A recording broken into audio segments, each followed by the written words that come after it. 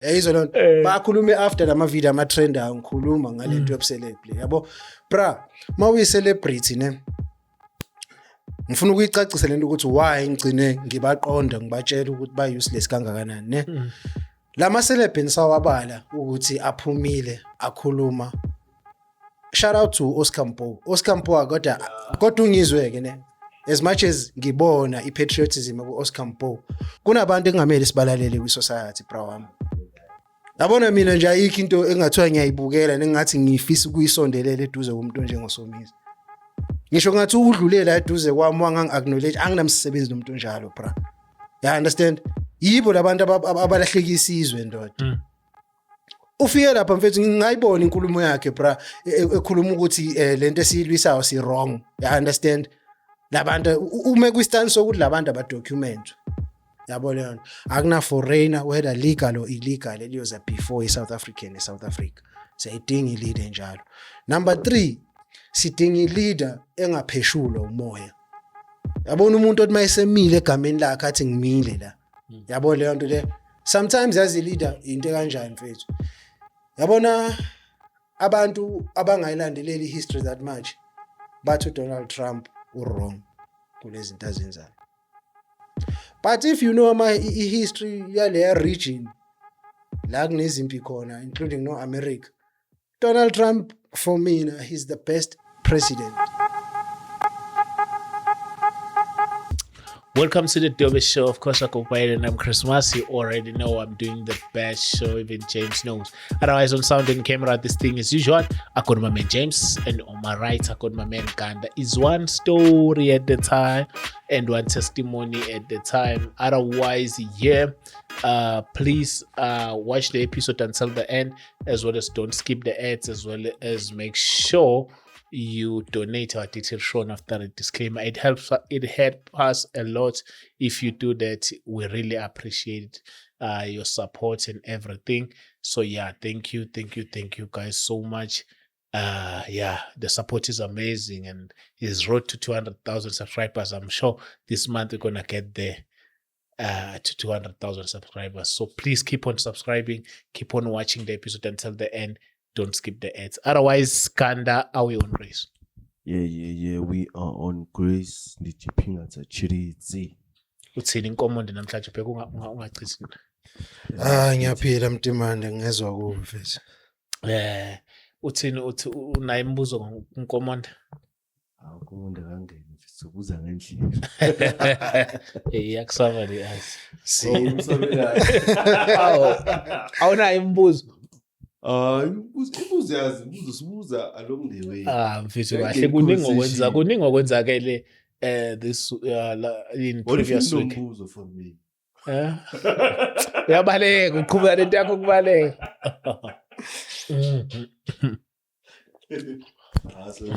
Sibuza ngendlela. No, siyabonga kakhulu. Nina bakwankomonde siyanamukela ngalesikhathi. Siyabonga kakhulu ukuthi nezivakashele kuningi okwenzekile.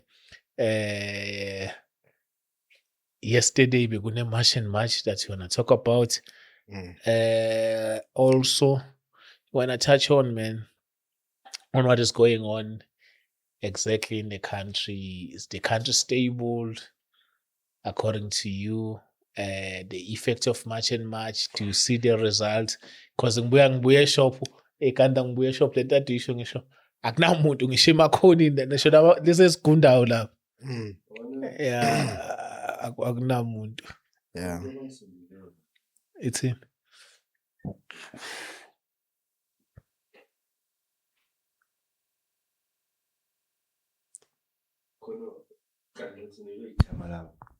Into nge-6 saka July 2025 uthi okay, I'm just gonna read it ne uthi 6 July 2025 God's Day.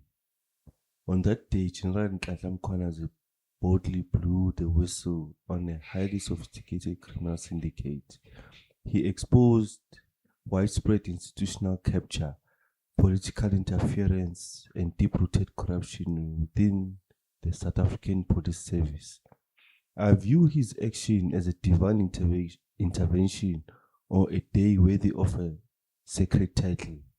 In a country heavily burdened by crime, a high-ranking official risking everything to expose the truth feels like a moment of profound justice. Marking 6 July as God's Day is a powerful way to honor truth, courage, and the exposure of corruption in South Africa. Marking the day as God's Day or something. Mina ngiyavumelana nako ukuthi ngakusho lokho because majority ama messes bekwabantu abangenayo iclue yokuthi siphile ezweni elinjani, you know. I6 July 2025 zaletha i-awakening kwe-nation as a whole. Namhlanje sesithola abantu bebenganayo interest at all kuma politics, befisa ukwazi ukuthi what's really happening, yabo, simply because of that day. So shout out to Mr. Nhlanhla Mkhwanazi. Okay. What do you think about celebrities want to go to politics? Be like, I think to being a celebrity is another thing, and be a politician is another thing, and celebrities have to understand just that. Asike siqale siyicacise because kukhona into engifuna ukuyisho regarding that. Asiqale ngokuthi nge-understanding yakho yini celebrity? As someone who's been celebrated, In what sense? like Because khona abantu ababulala abantu and they get celebrated for that. So you can't call that person a celebrity, you know? due to he or her craft ayenzayo, like based on kwi-arty, mhlambe as an actor or stuff, then abantu they celebrate that character that he portrays kwi-TV. Okay. Mina kafishane ne i-celebrity for mina umuntu opopular ngokuba kwi-entertainment industry. Engaba umculi, engaba umlingisi, i-actor, engaba behind the scenes, you understand? But as long as you're involved in the entertainment industry, Yeah. and uthola ukuthi uyaziwa kwi-public, for mina uyi-celebrity mawunjalo, yabo. Not ukuthi wonke umuntu esimcelebrate-ayo, you know, because khona abantu abacelebrate for ama-wrong reasons, so we can't we can't associate labo bantu nama-celebrity. Kuma-celebrity abantu abapopular because of ama-craft abawenzayo kwi-entertainment industry, ngidisappointed. Ngidisappointed kakhulu kubo, ngakuveza nasekuqaleni, but ngiyajabula ngoba since ngilo ngikhuluma ngalento ngiyawabona ama-celeb ayavela manje. True. Yabo, kunamavideo amabetrenda ku-TikTok nakumanye ama-social platforms, yabo, la ngikhuluma khona ngokuthi ama-celebrities now these days are useless kangakanani, yabo. Awanayo i-patriotism, awanayo i-consciousness, whether it's political or economical, yabo leyo nto le. Ngingasho ngithi ngiyababona laba basavelile, yabo. Akaka ngihlaba umxhwela, angakabi convinced ngokuthi ama-celeb akulelizwe are patriotic ngezwe lawo, you know, because makubalwa abantu abasaphumile, ohamba phambili nami engimbonile ngilalela izinto ayikhulumayo ezenza isense, unkosikazi kaTira, uGugu Khathi, yabo. But uGugu Khathi masiya kumnyombo wendaba akalona i-celebrity. uGugu ugane i-celebrity. Elithuledu. Ya understand leyo nto le.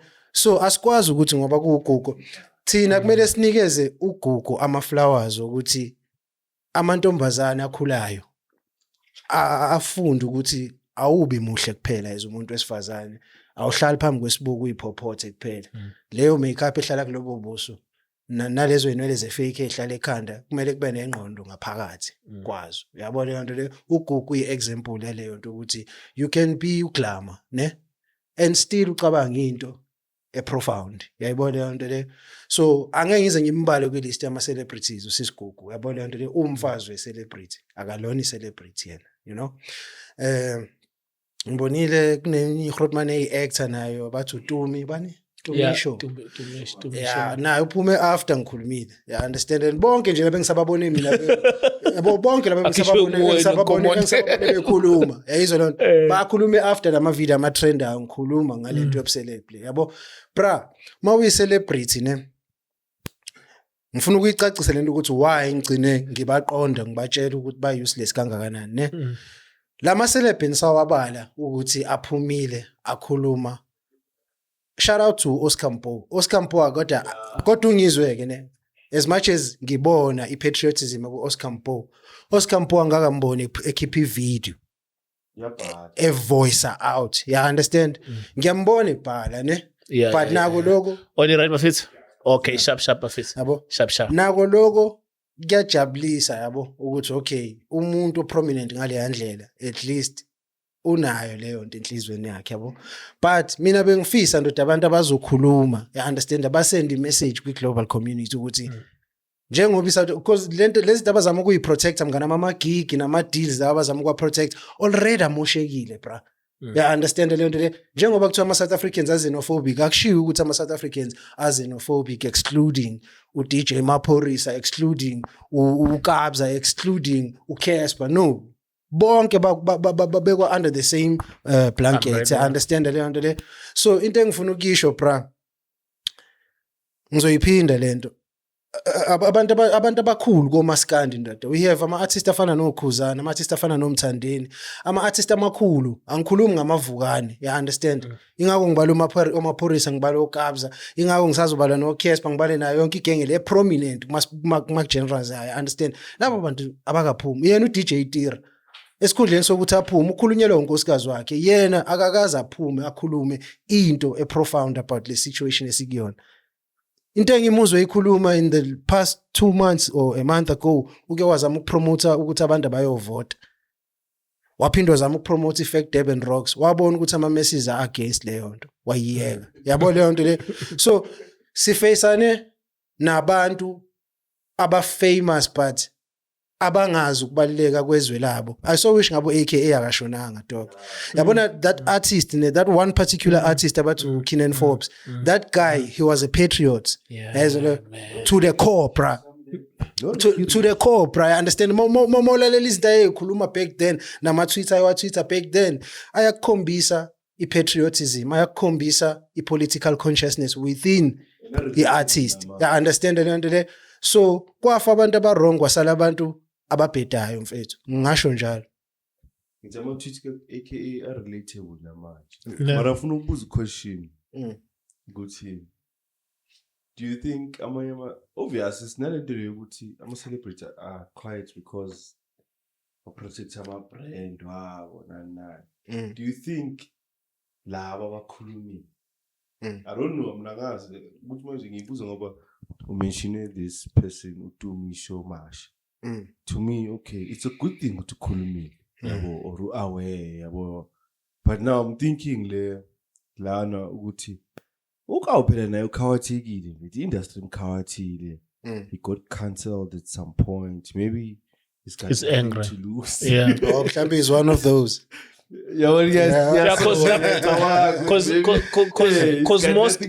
Because most are active about to lead those who are working there. And yazi ngicela ukisho lento ne.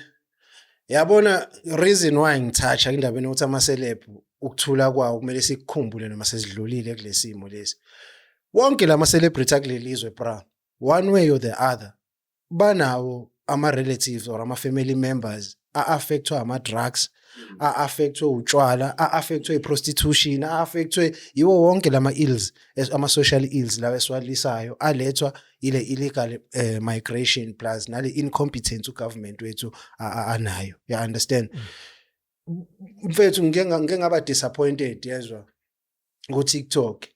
Umuntu okhulile bra omdala nakimi e defender lento engiyishoyo ukuthi ama celebrity ku useless ukuthula kwabo. You understand? Because ogogo babo mawabo obhuti babo bayadlwengula bayabulawa kule mphakathi esiphuma kuyona nathi. It's not like kwenzakalela thina kuphela, nabo kuyabenzakalela. You understand? So ukuthula kwabo ku useless bra. Omunye umuntu kade ezama ukudefender lapha ethi hayi banama deals banani bazoluza ini. Okay, tshela mina bra, anginawo umsebenzi engingawuluza njengoba ngikhuluma online. Thina siluza ama sponsor. You understand the lento like bro, abantu ba before yezwa lento le ababe ama celeb ngayisho lento. Abantu bafana no Miriam Makeba, Busi Mhlongo, bantu Dorothy Masuku, Hot Sticks Mabuse, Ladysmith Black Mambazo, like the list goes on ne. Bra wonke labo bantu kwakwama activist ayetshela i-global community ukuthi le propaganda inikezwa i-mainstream media akuyona. Abantu bethu badlula kulesimo lesi. Ingakho sagcina siwina i-struggle aswinwa ngama-activist kuphela on the ground. Labantu laba banama voice ndoda, understand, banama numbers abalandelayo bra. Uyayibona leyo nto le. So fobona ukuthi bathule kanje as if imndeni yabo noma imphakathi abaphuma kuyona ayihlukumezwe yilezimo esikhuluma ngazo. For mina that's ludicrous bro. Ne? You understand? For mina bra. So engingakusho nje ukuthi kumele sifundise i-society at large ukuthi njengoba bengakhulumi, njengoba bengekho involved ne-cause i-cause ye-nation, mele siboycothe umculo wabo, mele siboycothe ama-show abo, mele siboycothe zonke lezi zinto abayikhandayo njengoba kutrenda ama-show athile njengamanje ko-Netflix. Mele zonke lezo zinto kube izinto ama-subscription on-Netflix kube into esiyikhanselayo lezo. You understand? Bazi ukuthi from ama-masses abana support. Laba Because they are there because of us. Bra. Then excuse me, the very same people abakubekela isinkwa etafuleni mabekhala ngezimo ezibahlukumezayo emphakathini yabo, wena ubona okubalekile ukuthi kumele ugcine isinkwa then ukuthi ujoin i-cause ama-masses uphukuphuku leyo nto ubulima bra yabo.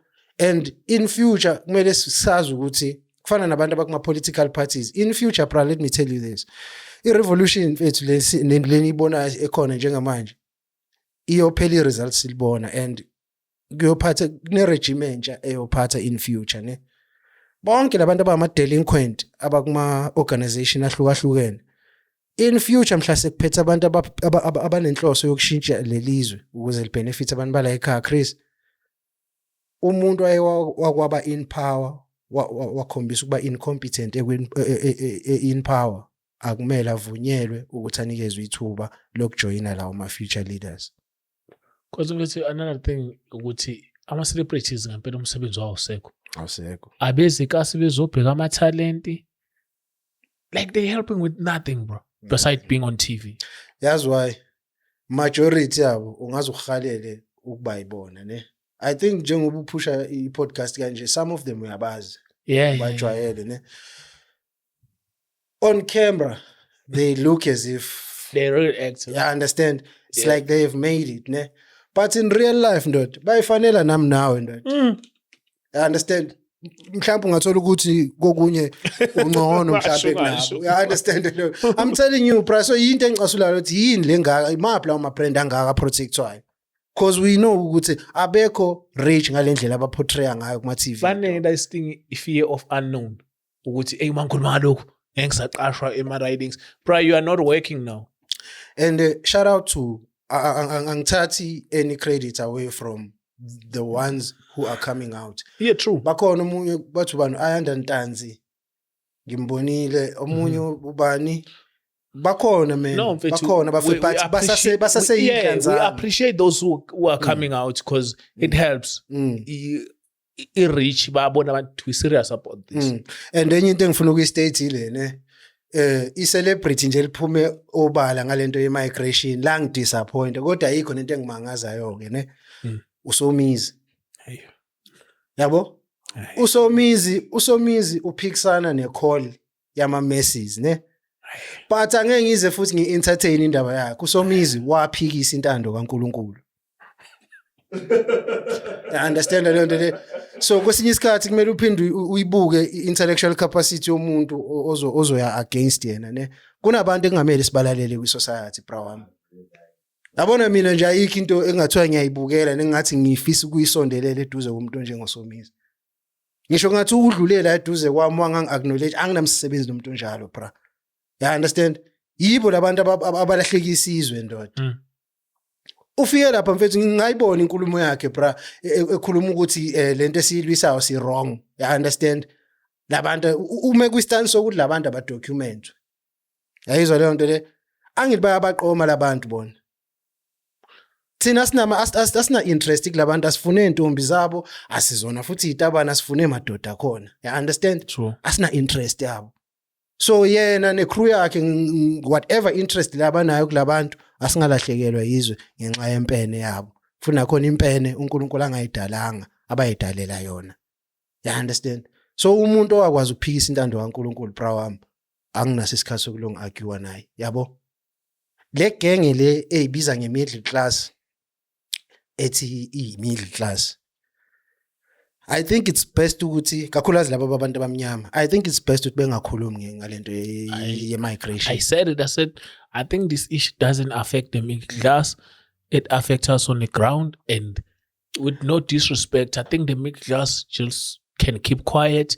And we're dealing with this. Like, and ndafuna ngikutshela ukuthi middle class le ezenza ngazathi I understand ukuthi lesilwisa kwenzakalana. Chris, it's like ukhule nami ekhaya ne masikhula sonke abazali bezama ukusisa evarsity ne. Mawusu grand later on in life ufundile wathola umsebenzi owufundele uhlala kwi-estate and all that ne nasekhaya kino renovateile sekukuhle kuphila impilo egrand ne. You tend to forget ukuthi before uba nayo yonke lento before uba kule situation you were one of labantu laba. You understand? Inkinga yethu siyashesha ukukhohlwa bra. Sibe sikhohlwa na ukuthi we are one income away ukuthi siphenduke labantu esesikhohliwe ukuthi siyibona. You understand? So le middle class yanamhlanje khona la akusina ne middle class mhlawumbe ukuthi i middle class based on ukuthi imali abayithola imali innocent. No. Abantu laba esibabona is middle class yibo laba baluthayo. Yibo laba bantshontshayo. You understand? Bese becasha ngama assets nangama job titles benze ngazathi they have made it in life. Kanti bathola indlela zokutshontsha kuma sectors abasebenza kuona. So asikwazi ukuphikisana nomuntu o benefita from into enjalo. Yabo? Because ushuthi i-middle class i-benefita kwi-ridings kulezinto lezi. Corruption. Kwi-corruption. Corrupt. Bacorrupt bonke labantu nto. Yabona futhi into engiyibonile yes the white collar crime fraud and that. But yabona into enza corruption yaba worse. Yabona lento yamathenda. Ayisho kudala.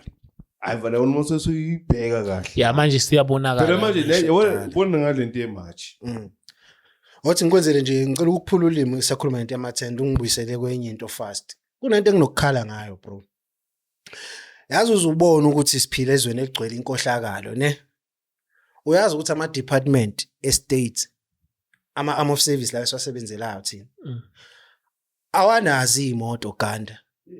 Aqasha imoto kuGanda yayizwa lento le. Urente imoto istate njalo lesi i-department le. You understand? Balise imoto for isikhathi esithile bra. Yayizwa lento le and mawubuka le mali esetshenziswayo la it's more than imali ebingasetshenziswa ukubani bekuthengwa imoto zigcinwe kube eze state zisetshenziswe zikhenikwe ngendlela eright yabo. Imoto ze state bra lezi ezionwa estate ezathengwa kudala zikhenikwa ngaphansi kwesihlahla bro. You understand? Yeah. Manje sufuna ukutshela straight zikhenikwa ngaphansi kwesihlahla bro. You understand? Imoto ze state ngikhuluma ngawo wonke ama arm of service mhlawumbe engasinda kulawo ama arm of service engiyengithanda ukuyifaka kule language ngaba iarmy because iarmy no mechanic abayo. Iarmy amaphoyisa ngagcina nawo. Yabo iarmy yazwa ngithanda ukuba mention laba bamaphoyisa. Reason why ngingathanda ukuba mention laba bamaphoyisa bra i-management yase subsidies isikhombisile bra yabo. Angithanda ukuya deep ngoba ngingasuke ngithunuka amanxeba mangathiwa ngiya deep naleyo nto but one thing I can tell you kulento engisho mhlawumbe nakhona engeke ngize ngiba defend 100 but engingasho ukuthi ngingathanda ukuba exclude kulento yilabo base army because army kune department straight edila ngokukhenika yabo leyo nto le imoto zase army zikhenikwa yilabo bantu but kula amanye ama department bra wami imoto zikhenikwa yiwo lamakwerekwere abangafuni ukuthi ahambe. Imoto zikhenikwa yiwo lamakwerekwere lawo. You understand? Bayimpintshi na ihlazi into ongayibona ndodezwe. Kuke kuhlala emsebenzini imoto zingabibikho. For about 2 to 3 months imoto zikho ku expire i-lease agreement mhlambe yemoto. You understand? Labo banikazi bemoto lezi imoto lezi into engizwe ubhlungu zisase fresh lezi imoto bra. Zibuyiselwe emuva. You understand? kumele kulindwe again ukuthi kuphume ithende kuphinde kuyoliswa futhi bra ibonakale kuphi lento ngayifakazela lento isho lento yamathende ndoda from kubolekwa kwemoto ze state car ibolekwe kumuntu ihlazo lelo bra and nakhona mawuthi uyabheka ne yonke lento yamathenda whether ukubolekwa kwemoto whether uqashwa kwamabhilidi ne because primary ka government iluthwa ngazo zonke indlela ongayicabanga yezo kuqashwa amabhilidi usola ukuthi ngiyazi ukuthi wena uIbrahim uoni ibhilidi elithile ne mina mhlambe ngine rank ethile esipanini ngiyakwazi ukuthi mangikhuluma ngizwakala yabo mina ngiqena ukubatshela esipanini ukuthi no njengoba nifuna ukuthi siqashe endaweni mina nginawo umuntu ongasinikeza ibhilidi ubani sengikhulumile nawe yabo and wena mhlambe ibhilidi lakho buliqashisa mhlambe per month buliqashisa mhlambe ngo50,000 before ngoba seku government manje sengiyakutshela mina Ndoda yenza lento kubo 400,000 wena uzothatha 100,000 wakho guaranteed every month mina yonke lesele ngihlukanisa nobhululu bami I understand yabona manje ne ebafethu ayiphume emgonqeni manje mfethu imali anga commission ayengagcina SAPS kuphela yabo and nala ngisebenza khona ayengagcini khona kuphela wonke ama-arm of service bra ngcolile ndoda yazi makungathiwa sifuna uku-eradicate i-unemployment eSouth Africa ugovernment uqeda ukusikhombisa manje ukuthi kungenzeka you understand if ekwazi ukubeka u600 million rands ne wokuzoprotecta ama-illegal foreigners ne mind you illegal foreigners ne for one day ne if kukwazi ukuthi kube nemali evela ibekwe nje esikhaleni why lo 600 million rands more than half a billion ne ubunga le mali ibinga recruit ama South Africans amaningi gabi kuma arm of services bekunga strengthenwa njoba ngihlezi ngisho lento ngithi ama arm of services ndoda ama arm of services ale country bra sine shortage ethusisimanga ndoda yizwa leyo nto le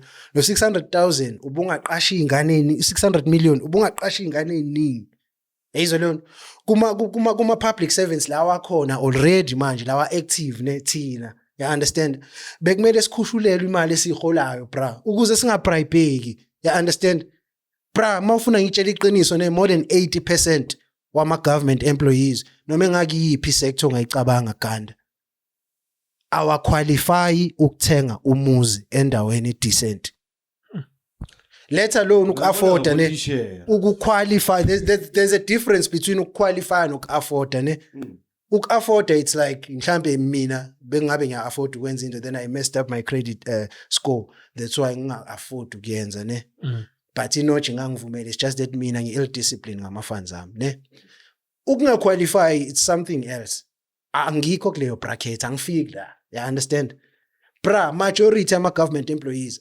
asqualify ukuthenga izindlu yayizwa leyo nto le ukuze siqualify kumele ngithole umuntu emsebenzini you understand engizomeja naye mhlawumbe uthola ukuthi siyaqhumana siyajolana kuze kuend up ekuthenini kumele kushadwane ngoba sifunani ukukhulisa le buying power you understand masiyikhulisa le buying power singene emshadweni oyedwa between thina soyi2 uze ngothando lwangempela oyedwa uze ngengqondo yabo buying power oyedwa uze ngebuying power ufuna ama assets yabo ukhathele ukuhlala endlini estate okunye ukhathele ukuhlala kubo yabo ufuna ukuthi at least kube ne buying power abe nomuzi ingane zakhe zibe secured you understand le nto le ila silimala khona ke thina amajida for the most part ne cause thina yithi sikhawathekayo emene kanjani isikhathi esiningi amajida ngena kulama relationship ngothando ne intombazana ingene kule relationship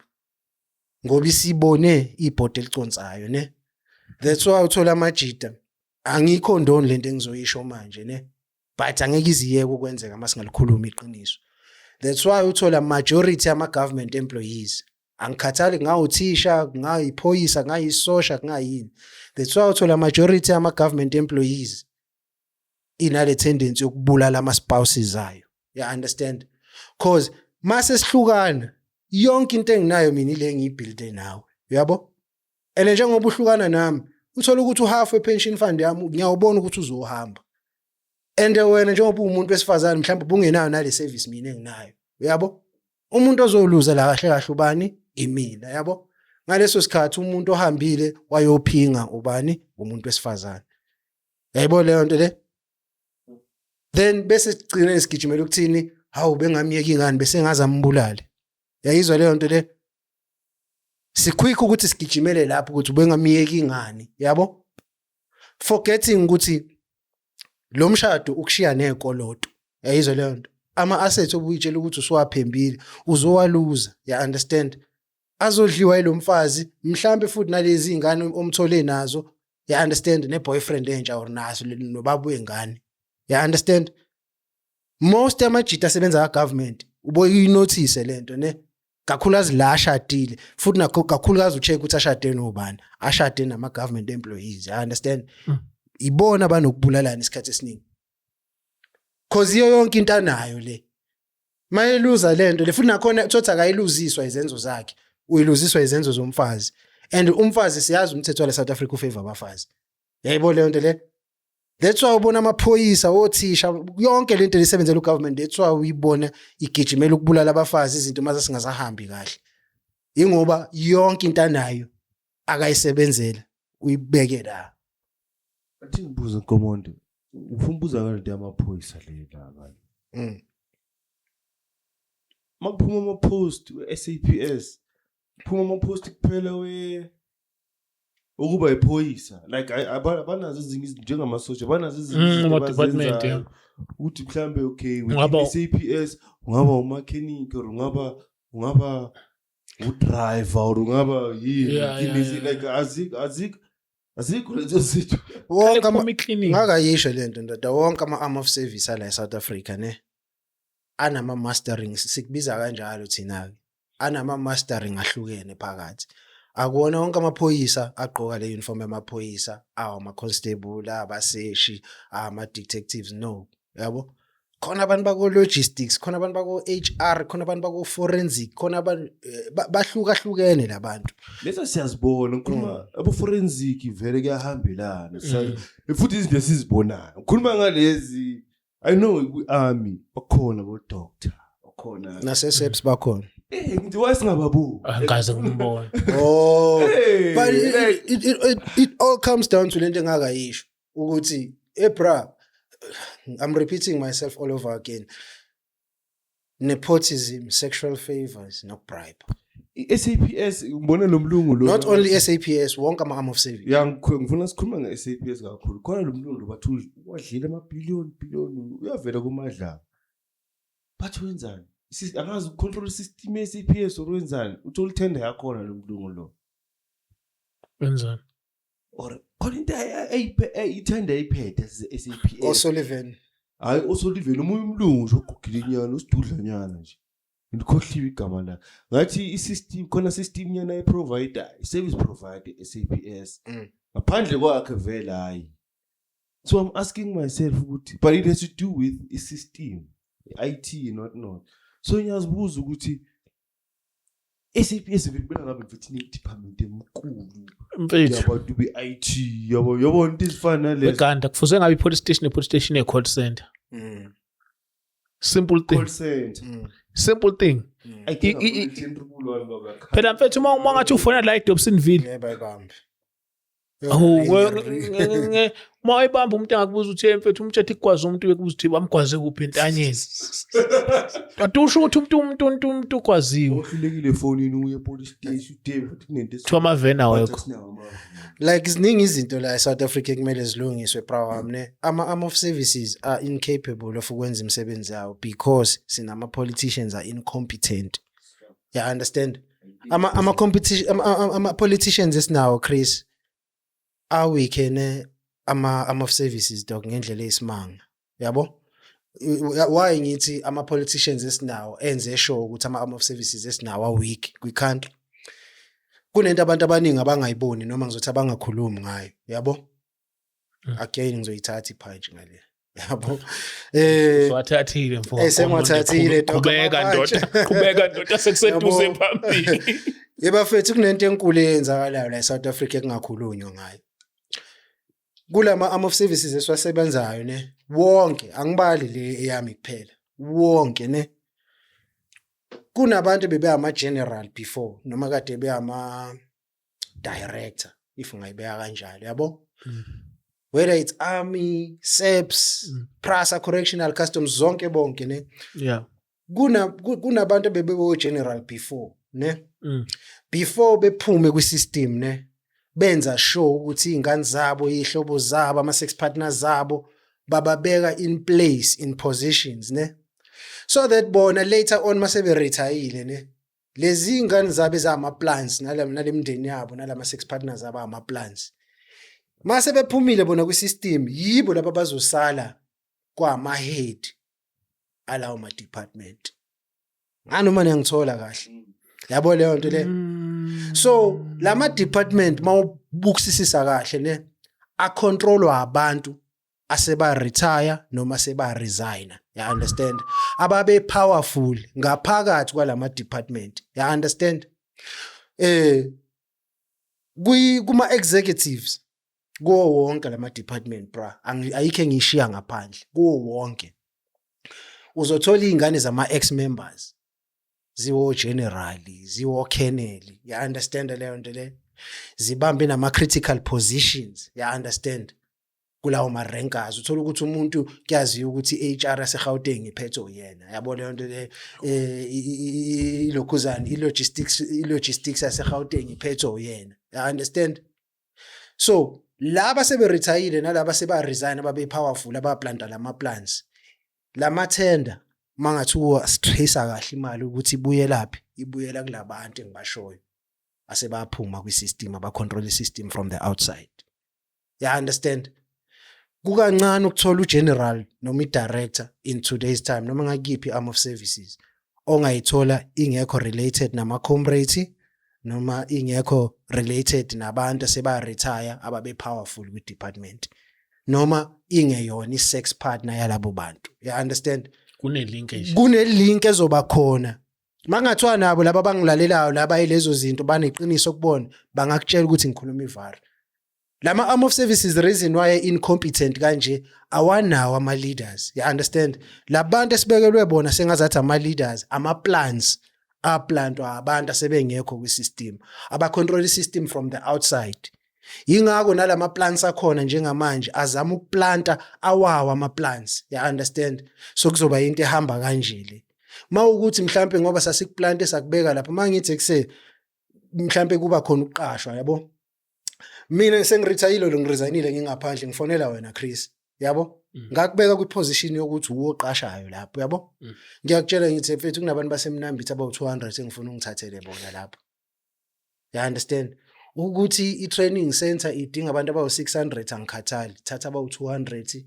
basemnambithi makuhlula lokho ngizokukhumbuza ukuthi ngubani kuwena vala ifoni you understand and wena naleyo rank yakho umkhulu phambi kwethu la you understand but we lapdog kubantu abakunika leyo rank yayibona leyo nto le we are faced with ama leaders anjalo namhlanje yabo abantu abangakwazi ukuthatha ama decisions bona mela consult bro yabo leyo nto le abantu abangenayo leadership quality nama leadership skills ngokubona yingakho wonke ama department lawo abone dilapidator kanje on a daily basis siphethwa ama plans sibali yabo and mayizoqhubeka lento siyithule siyiyeke ne bra izwe lethu losala lingena security njengoba lingenayo already labo 600 million abakhishwayo aqashwe le youth angithi bathi umuntu waziwanga ngama 35 and above akasaqashwa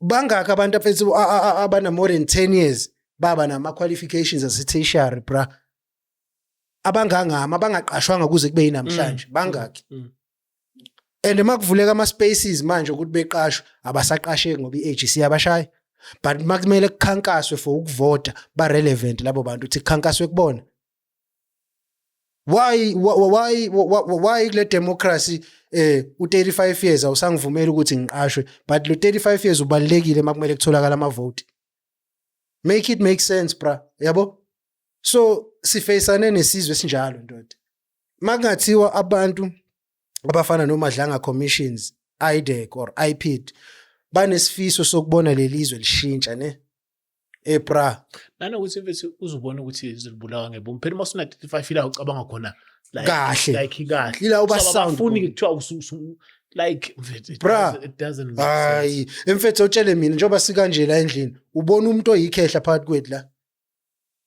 ukhona umsebenzi ongathi mawuqashwa kuwona ungakwazi ukwenza at this age so makuthi umuntu ona 35 akaqashwa ahlahle bazama ukuthini labantu kuthina yabo ngaleso sikhathi kunomuntu ona 70 something years ophethe eParliament bona bafuna yeah understand lento ayingiphi sense lento bona bafuna ukuphuma yabona manje sekumele iqiniso silikhulume njengoba linjalo yabo siye kuloko esishona le ukuze sibone ushintsho kulelizwe yonke into eyicomrade elapha eParliament kumele iphume yonke into related to ama comrade kumele iphume lapha bra abantu kumele balidizwe bra abantu kumele abane best interest at heart ama messages dog you understand abantu abazi ukuthi angihlalele la kuzoyi-enricha angihlalele la kuzo-enricha abangani bami nabantu engilala nabo la ngizele ukuzoshintsha impilo zabantu ezweni so until siba mina ngiyakutshela bra nabo Xolani Khumalo you understand nabo Jacinta nabo uphakela nabo ungizwe you understand to name a few you understand labo bantu bra babeke impilo zabo on the line but lento siyayenza yabo so umuntu onjalo uyakukhombisa ukuthi yazini ngingayihamba extra mile mina ngifuna ukushintsha lelizwe yayibona leyo nto le until siba nabantu abanjalo abaphethe izwe iyouth isazoloki abantu abane conscious nje yeah yabona baningi futhi baningi yazi ukuthi abanye ngiyabakhohlwa ngamagama but baningi nalinyi out ngani noma bathi umlungisi Mabaso yes we IFP I like that bro yeah you can become a mayor I like that bro ne I like that ngaba bro. mayor Future leaders of this country abantu abanjalo dog you understand perfect following that abantu abanjengomlungisi Mabaso uyi-MC housing abantu abanjalo ne yeah those people bro wenza ama actions yabo akekho la kakhulu bona usemi bengena nasemostel bra. ufuna umuntu abantu abakanjalo bra yabo mina ne bakhona nala ngisebenza khona abanye abantu abanjalo ne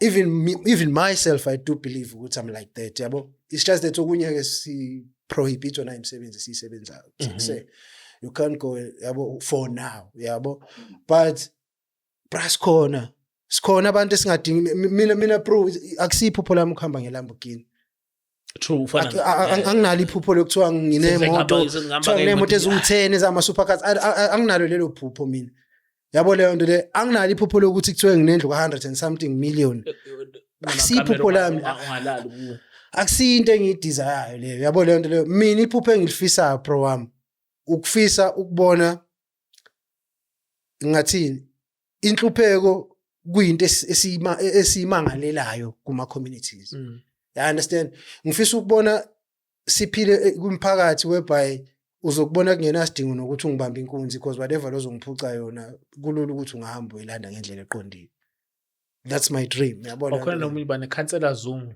waseJoburg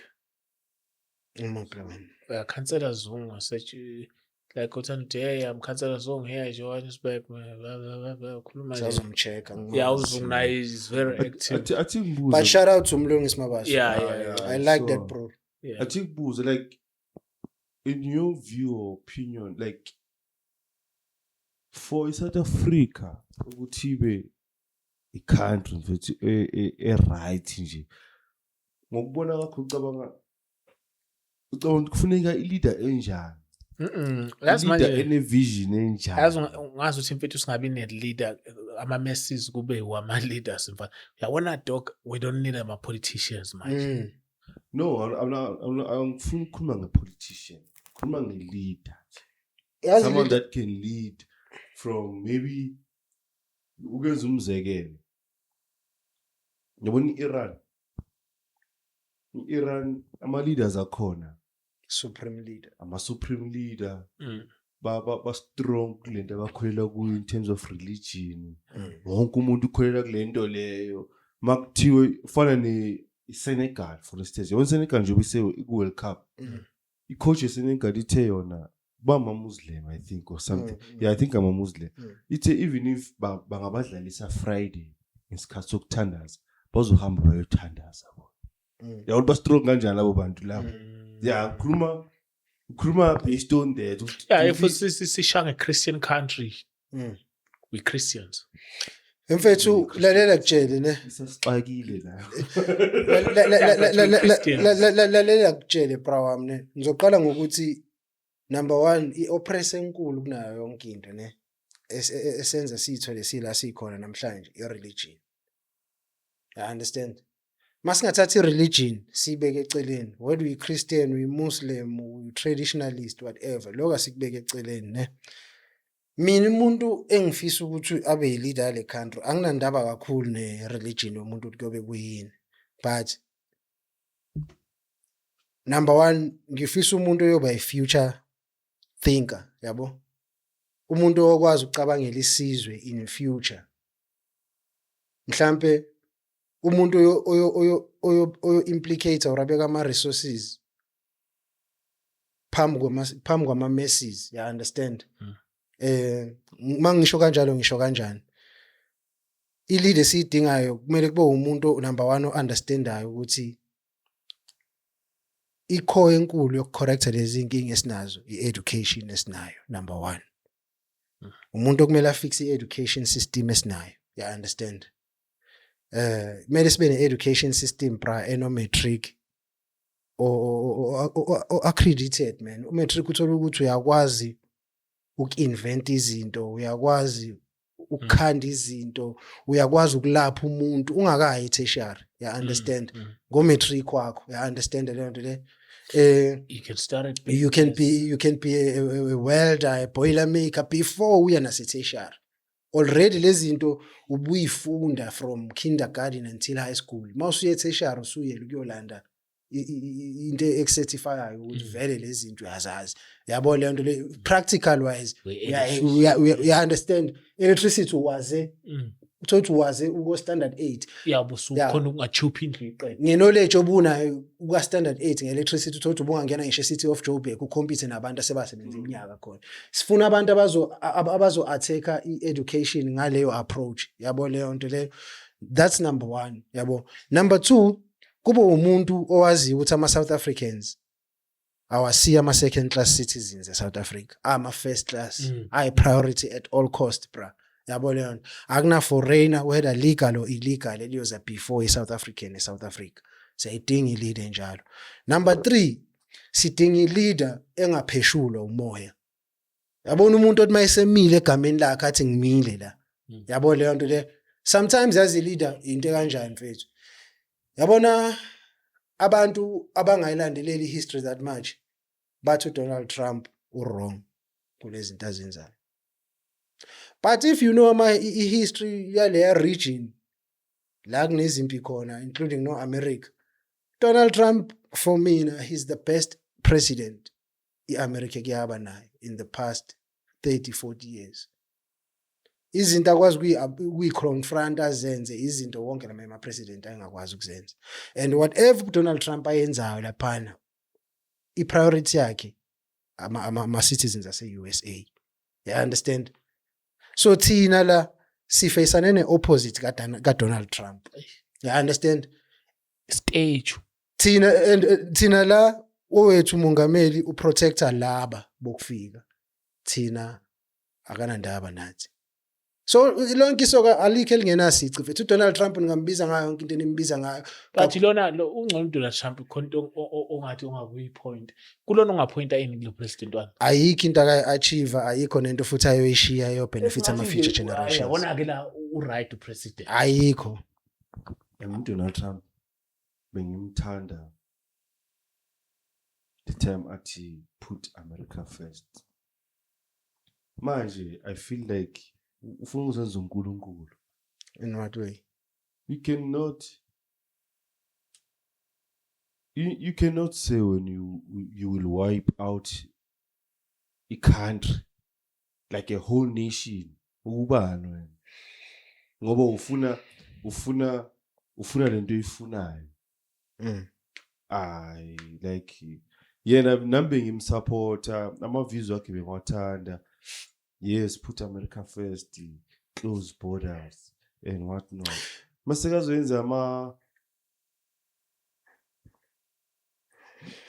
we understand lezi zinto lezi ezenzakala bro njengoba kade kuvalwe i-Strait of Hormuz lezi zinto lezi ezenzakalayo no Venezuela and all do you understand the concept yakho nti iqhamuka I do. iqhamuka And manje yabona uzobekela so what I know America doesn't have anything mineral wise. Yeah, they don't have anything. Yes. They country yabo ime nge-dollar exchange. Ane angeke mfethu uthi Donald Trump like should Donald Trump yena uzibona if Ramaphosa nga disagree no Donald Trump so yena ubone ngathi angathumela amasoja akazo azo kidnap president of South Africa because like America izibone ngathi powerful inkinga yenu you guys kunento enijumpayo la i-America it's a superpower. I understand. It's coming to an end. Listen, America as a country, there's no country in Africa ongathi uyisondeza pedestal America globally. You understand? Like just call like Africa, ne? America economy wise or superpower, bra. Ama political ideologies esiphila ngawo kule country they were discussed and written by Americans, some of them. You understand? I-superpower angazi khona ababazobebuka lento bayang understand ukuthi ngichaza ukuthini mangithi superpower. I-imperialist country, imperialist power, you understand? Leyo country ayenzi and ayiact njenge country fana nalesi kuyona. Leyo country i-country ejwayele ukucolonizer, you understand? South Africa akazi colonize anything anywhere. You understand leyo nto leyo? Lalela xoxela. South Africa ayikazi icolonize anything anywhere, bra. Yabo?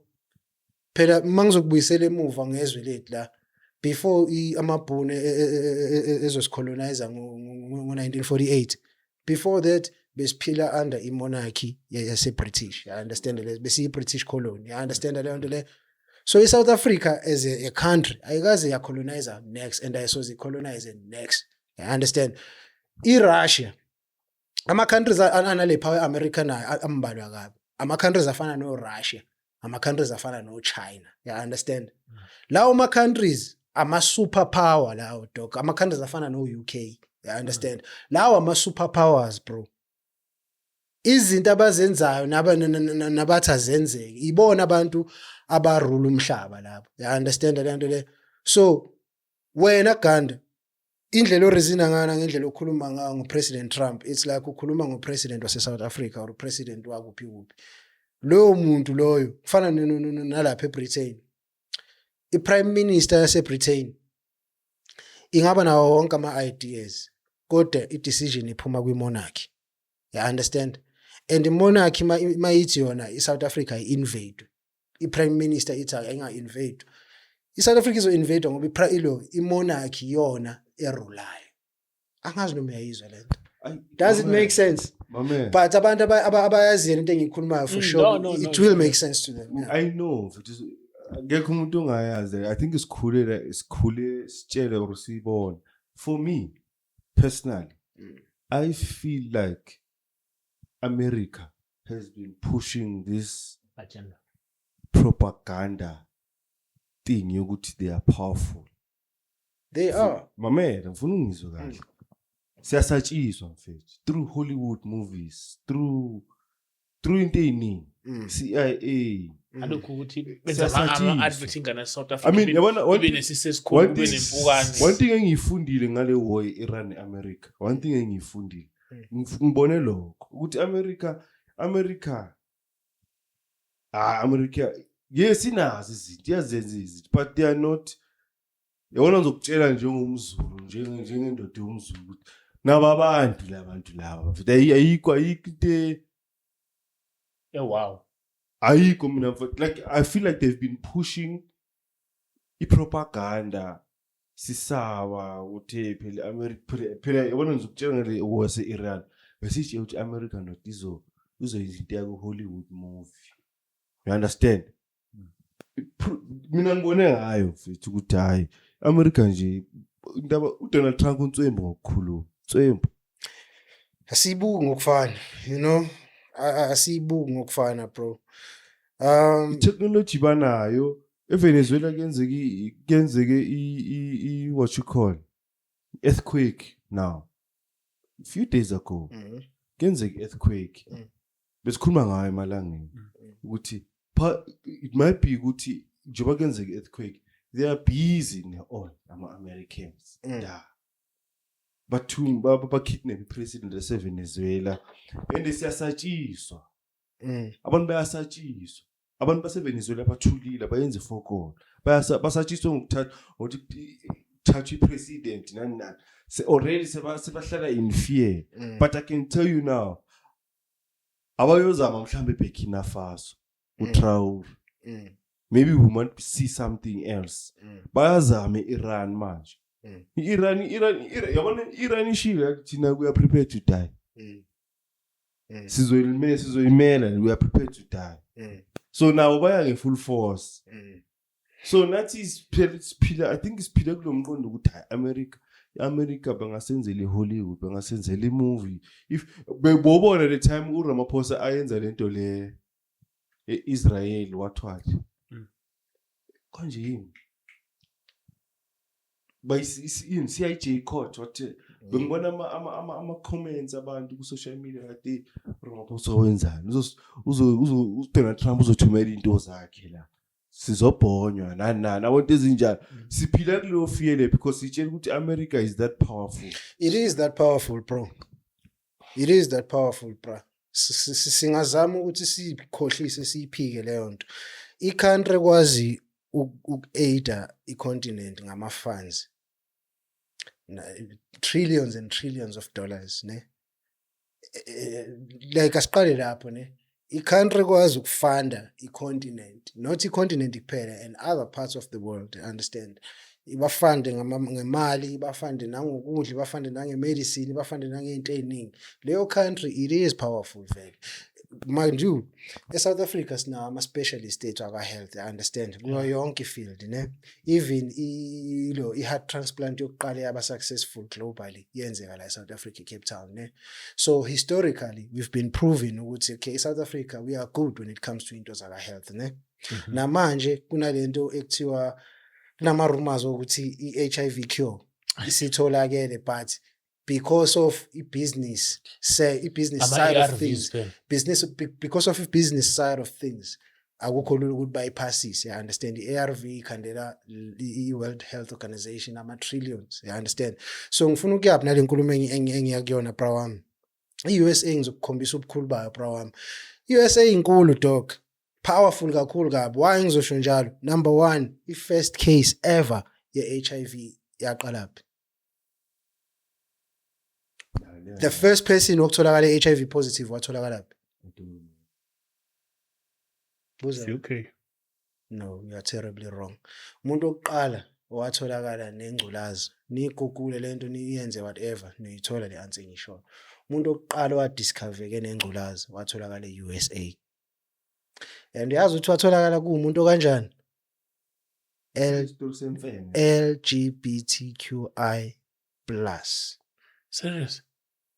The first couple that was discovered to be HIV positive in the whole world, like this was in the late 70s or early 80s, way back, ne? Around lesikhathi before ingculazi izoze i-declare as a pandemic, ne? Abantu bokuqala batholakala benengculazi amadoda ayikhaphuli.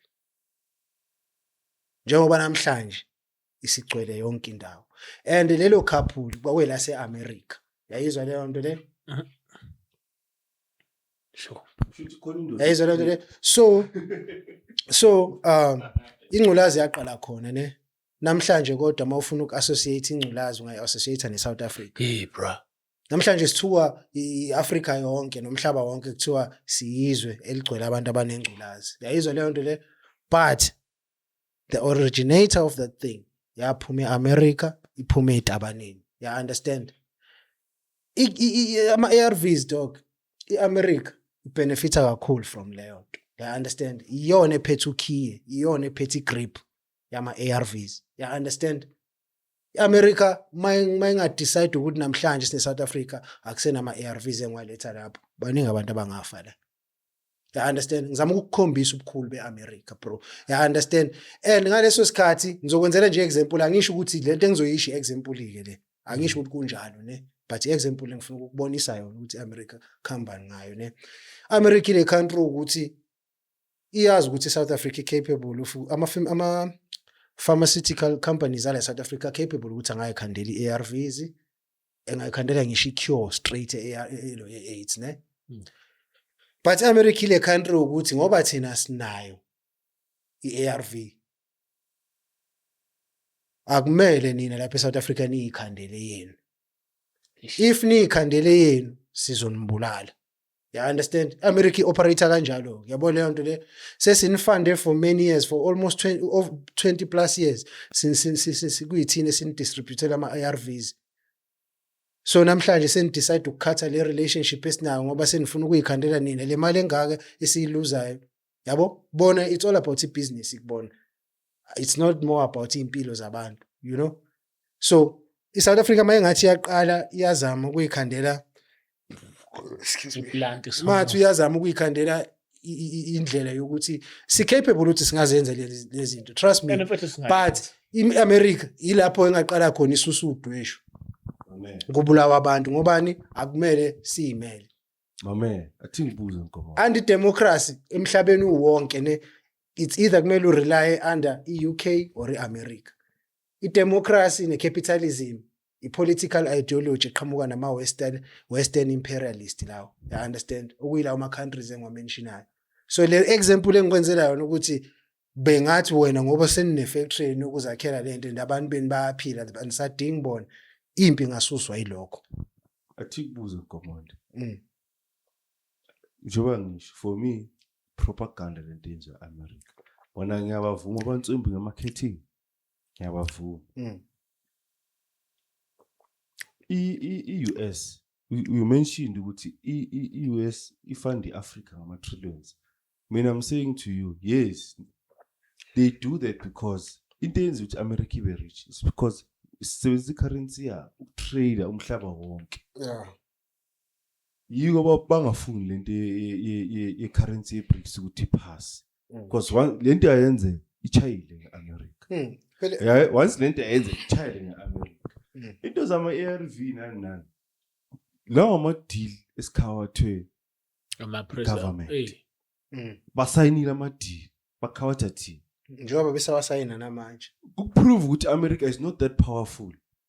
During i-war ye-Iran beyikwatela bo-France nani sicela usizo nithulile. If you are that powerful, I believe mina ukuthi if China were to go to war or Russia ingazibambe vele ngazibambe. You understand? Ayeke izikhalela amanye amakhandi. I feel like America is just based on marketing. They are good with marketing strategy. Yabona ba good nge-marketing ne, but at the same time asingakhohlwa i-damage eyakhozwa i-America kumazwe afana no-Japan. Asingakhohlwa i-damage lalala asingakhohlwa i-damage ekhozwe i-America manje kuyi-Iran. You understand? Iran elahlekelwe yi-leader bra. You understand? I-supreme leader yabo ebisibahole for years and years. You understand? Asingakhohlwa i-damage i-America ikhozile emazweni amaningi dog njengoba ikwazi ukuthumba o-Venezuela o-president bako-Venezuela njengobani globally ongathumba upresident wakwelinye izwe kuthulakale ukuthi qhaka kujike kuzodlala i-World Cup kuleyo country ngaloyo nyaka njengobani abulala i-supreme leader yenze zonke lezi zinto kujike kuthulakale. Thina singafuna ukuyikhela phezulu sithi hayi i-marketing lento labantu abekho powerful bra. These people they are powerful bra. Don't forget the fact that their current president Mr. Donald J. Trump uyi-descendant of uma wakho wakuphi wase-Wales baba wakho wase-Germany. You understand? So he's a European, this guy. You understand? Unama strong ties. Ifamily yakhe aboma wakhe isahlala eWales namanje. You understand? Unama strong ties ne-Europe. Yayizwa leyo nto yenzani? Yenza ukuthi lento sinitshela ngayo ke sithi ama-Western powers imperialist forces aba more powerful futhi maye unite ngaleyo ndlela njengoba iUS president umuntu iheritage yakhe emkhomba lapha eEurope direct loya muntu mayefika lapha eEngland uyabizwa ko Birmingham uyabizwa ku what castle azohlala nelo nemonarchy kuplanwe ukucindezela thina la nokutshontshela thina ama minerals la. I understand. As someone who once worked for the SA Army, don't you think we don't have a chance if America decide to attack? Not at all. Zero. Serious. Zero. It's bad. Bra, first and foremost, ama weapons asinawo as a country. Asinawo ama weapons. Mina ngawabona. Othi ngitshele ukuthi ngikhuluma from which angle ne? Mina ngina 19, ngina 20 bengisebenza e-weapon store. Ngithi nokungizwa ngitshela ngithi ngimnandi kwi-logistics. Mina bengisebenza kwi-weapon store. You understand? Ngina 19, ngina 20, ngangisebenza e-5 Sai. Enkambini yase Ladysmith. I-weapon store yakhona i-underground. Icele nje kwe-entrance yenkambi, i-underground. Ngangisebenze alukho uhlobo lesibhamu, uhlobo le-ammunition, uhlobo layo yonke into lese-5 Sai mina engangingalazi. Lalicountwa yimi. Makuthiwa abantu baya ku-shooting range yimo issue ibhamu, yimo receive ibhamu, yimo issue ammunitions, iy'nhlamvu and all that. You understand? So far mina ngokwazi kwami bro, i-weaponry athi la resinayo asikho mnandi dog. Ama drones number 1 I doubt ukuthi Air Force yethu mnandi kuma drones. I understand. Which one though? We have to shape bomb.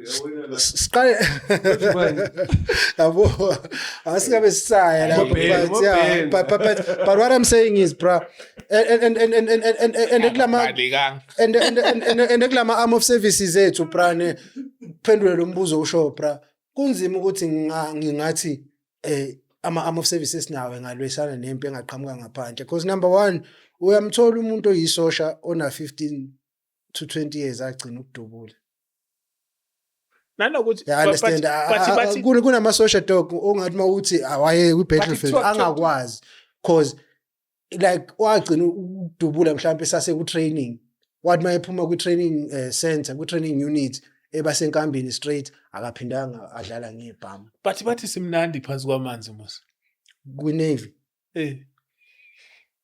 Angaze ngiwenzile ama course nabantu base navy ne but angeke ngize ngithi ngiyazi nge-navy yabo but nayo nje bra sikho mnandi dog. Reason I'm asking ukuthi sasingaze sithathane nezwe nje impela ekhulu asikho mnandi. abo manje le company kinga ngisho apprenticeship ko le khanda ila Kempton Park iDenel iwile kwa Denel le iwiswa ama politicians still iDenel ifethi iyona inkampani esikhandela ama weapon la South Africa supply isho ngaphandle iyona inkampani esikhandela ama weapon la namhlanje bra ungaya eDenel ihlazo yini ilento engihlezi ngisho ama comrades aqasha ihlobo aqasha ama sex partner aqasha izingane zawo yonke lento ibonayo elokhuzana ewayo because wonke lama state entities bro amayawa ne ama comrades anesandla esikhulu kulento and into engicelayo sesivala manje bafethu ama South African citizens ngobuningi ba register ukuvota si vote out yonke lento yakayibiza nge-leader sifaka abantu esiyokwazi ukuba hold accountable yayizwa leyo nto lezo in power umuntu ngenze nje umzekelo umuntu njengophakele noma njengoJacinta useyivezile kuma messages ukuthi unayo inhliziyo ne-capability ne-potential yokuthi angaslead isizwe. Yeah, avela registers in independent candidate. Exactly, but mina into engiyifisayo ne ngifisa ukuthi kube isizwe esibakhethayo ne and masibakhetha isizwe ganda ne sesiyibonile le movie idlala kaningi uJacinta nophakela mfethu ingane zakwethu I hope mayifika kunina lento ingafiki kabi because ngibakhonzile labantu yabo and ngisafisa ukusebenzisana nabo in future but into engifuna ukuyishiya endlebeni zabo ile kungabe kusetshenziswa yonke le ndlela for ukuthi abantu bathole ipower bese bayakhohlwa masebelapha. True. yabo kungabe kuthathwa ama-messes wonke abekwa kule lane for ukuthi nina niphakame bese niyakhohlwa njengoba uGating sibabona benze njengoba bona uCyril Raba uCyril wangena ngayo ichanti yokuthi abantu abahambe naye the time ekhankasela ukuba umongameli njengoba namhlanje sengazathi istory esisha I understand so I just so wish like I so hope and pray ukuthi labantu kungabe nabo bafuna indlela yabo yokungena lapha ku cheese bese bayakhohlwa mina ngifisa ukuthi makungathiwa ama-messes ayabakhetha ukuthi ababeke lapha abantu abanjengoXolani Khumalo lo mjita ngeke ngimkhiphe ngaphandle mina lo mjita lo bra wami lo mjita ngiyafuna lo uyayithanda i-country phela mfethu sinabantu abathanda i-country mfethu exactly yabo so yabona mfethu labo bantu ne akusiba abantu abangaba nenkinga nokuthi uphinde ubabize for i-accountability yabo Yeah. Sikubonile kade ukhala ngokuthi ufuna izinto zibe kanje sikunikile ipower wenzeni unyaka uphelile ma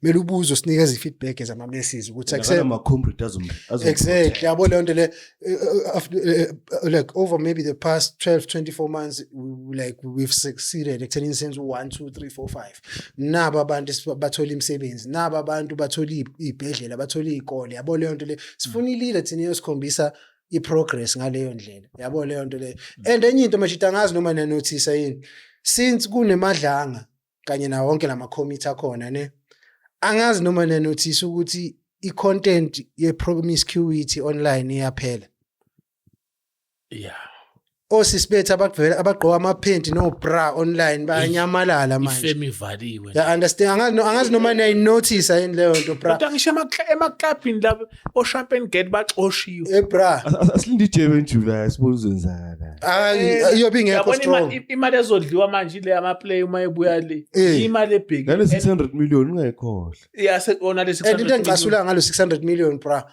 ama-companies ama-comrades ama-security companies ekhulunywa ama-companies abo bra you understand in fact mabebona ukubaluleka kwama-security companies ngaleyo ndlela ukuze babhifa up i-security yabo why bengawa-consume lama-lokhuzane kuba ama-members estate ekade bagcina ukulutha you understand bona bafuna yonke indlela mfethu bra lento icacelo if kuwukuthi babona i-value ngaleyo ndlela kuma-private security companies ne why bengawa-absorbi bewafake ko-SEPS bewafake kuphi ama-helicopter bawagcwele la izolo hayi bafika ungathi yabona makufuna imoto eshontshiwe bengisumthela lama-helicopter agadile vele mfethu bengagadiwe wonke umuntu one-helicopter kuma comrade ukhokhela cishe beyindizela nje naye indlulele kuthiwe usubhalile isikhathi sesishaya yeah no Komonde siyabonga bengifuna ukuthi Jacinta for president. She can be the first female president. Yeah, she has a potential. Yeah. She has and she has my vote. Ngikazi umuntu othanda. Yabona mfethu mina mfethu I love South Africa because I got no ways to go. Mina lo bra. And mina ngi-understand ukuthi lineage yami ne ikhaya layo yile. Even long after I'm gone ne ingane zami nezizukulwana zami zobe isaphila kule South Africa. Yes. So mina ekuphileni kwami bro kubalekile ukuthi ngikulwele okufanele ukuthi kubenefit ifuture yabantwana bami and mangikhuluma ngabantwana bami ngikhuluma ngalabo abazalwa yimi kuphela ngikhuluma ngayo yonke ingane ephila kwi-society yase-South Africa eyi-South African ngiyafisa ukuyibona inempilo eqhakazile impilo e-drug free impilo engena crime impilo mfethu engena prostitution you understand leyo nto le it takes a village to raise a child bafethu yabo leyo nto le ingako wonke umuntu bevocal kanje online but ingane zakwethu kwanda kwaliwa umthakathi anginithande nginishiye sayohlala lapha eradweni namhlanje washeshe washiya kana kade kusemnandi ukuhlala hayi kusekhaya ngobuya mdimande ungasabi mntama sibuza notshwala lapha sihleli shaya ukhamba ukhamba la ekhaya u0% siyasifunela u40 yalazi u40% uvele ungabusazizwe iyohamba icountry udakwa kanjalo see you on the next episode man. Thank you so much Komonde. This is Chris Network. Otherwise on Sunday camera as usual I got my man James Odova. Right, I got my man Kanda. Is one story at the time and one testimony at the time. Please subscribe, press notification bell as well as join the membership and also donate our details shown after the disclaimer. Thank you so much to those who are doing that. We highly appreciate it. It helps a lot to the channel. Thank you. Catch Komonde on Alex FM every Wednesday from 2 to 2:30. Yeah, on Alex FM. Yeah. But-ke kusazokhula from leyo nto ngithi Ne. kwamanje sisathesta amanzi kukuthi ayathesteka yabo. Yeah. Yeah, in the near future izoshintshe indaba yeslot. Not mhlambe Alex futhi. Maningi ama-opportunities avela but angithandi ukuxhamazela. Sifuna ukhule ndoda. Ubuye la usuthi Angithandi ukuxhamazela kwamanje ngithanda ukuthi ngibeke i-Alex Yes. before because iyona ebone i-potential. potentially before anyone else yabo. Yeah, so next time sifuna usuthi usuya ko hey go Auckland Park. Yabona just sithi Chris isikhathi siyangishange Auckland Park. But sonke siyazi ilokhuzana ilegacy ayikhanda overnight. True. Takes time bro. Yeah. And with God and It's possible. Themba ispeed isikakho uNkulunkulu. Because Sethu siyalimaza. because God can have a great speed. Ganza kwethu salute ne. Otherwise, yeah, we are.